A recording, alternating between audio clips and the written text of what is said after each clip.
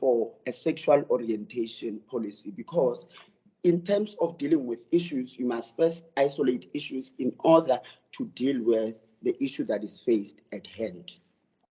The institutional challenges impacting trans and gender diverse students. First thing, I always say this in all platforms, that it's very important to count members of the LGBTQI so that the institution can be able to solve their issues. On the progress that is made thus far, let me appreciate Umam Nonkosi on introducing the African feminism model or approach or an ideology which is keeping the institution moving even at this point. The challenges to inclusivity with administrative procedures. When we were working with the transformation offers, it is so positive that next year to announce that we are going to be having a system that is going to be more inclusive of people who are of non-binary and other sexual orientation or other genders.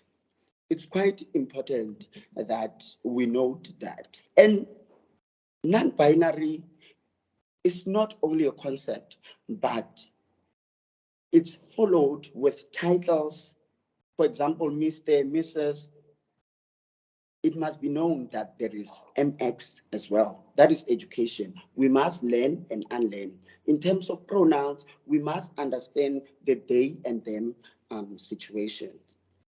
Challenges to accessing healthcare facilities.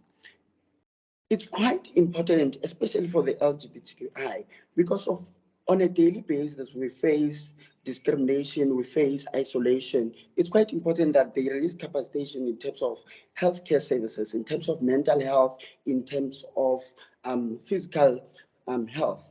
To also applaud the university that since we have started the work, we made noise on condoms that were not inclusive of lesbians. Now, currently, I can applaud and announce to people to say, in our clinics, we're having finger condoms, which are accommodative. It's progress, and it must be noted and celebrated. Challenges to inclusivity within student housing. It's quite important that for minority groups, affordable, accessible, safe, and secure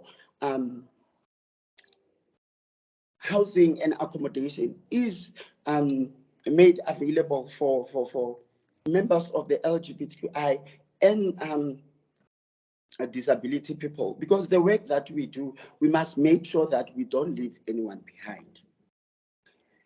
The student housing, we are saying as the unicorns, it must be gender responsive and inclusive for trans and gender diverse students.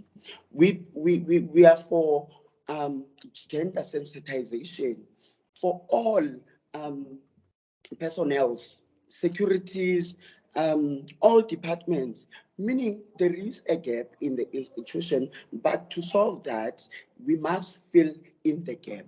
That's where transformation enters. Because as I've said, transformation is not a single approach, but it is very intergenerational, and it is a progressive tool for the university. Currently, as the unicorns, we are facing a lot of issues that has to do with the judiciary, whereby most of gays, lesbians are discriminated, are harassed. What we are for is that there must be support that is through legal, that is very deliberate and intentional. And also on this legal gender recognition, it's quite important that when individuals have launched sex descriptor in terms of Act 49, they must be supported by the university. As far as we are getting external people to come and help in terms of condoms, in terms of, so the university must also support, especially people who are transitioning.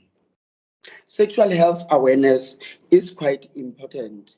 PrEP medication is needed within the clinics.